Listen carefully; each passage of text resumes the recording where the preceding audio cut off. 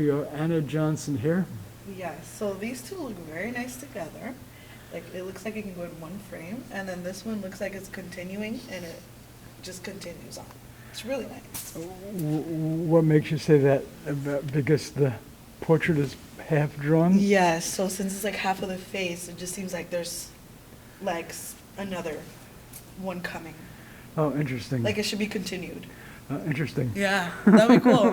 That'd be cool if you like make it to be continued or something like that. Well, I'm not going to do that, but it's Yeah. an interesting idea and interesting interpretation and thinking. Yeah.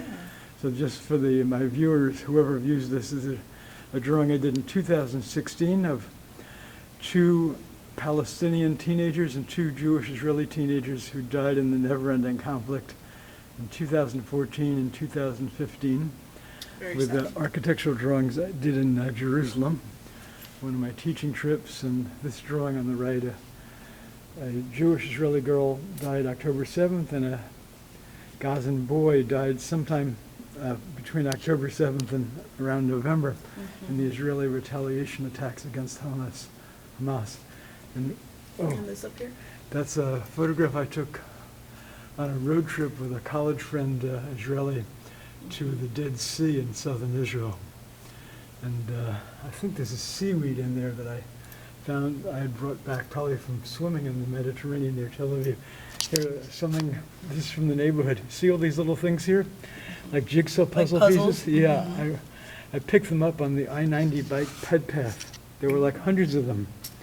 And some adult kid, whoever, must have dropped them and left them, and I picked some of them up and dried them out. And And what are these right here?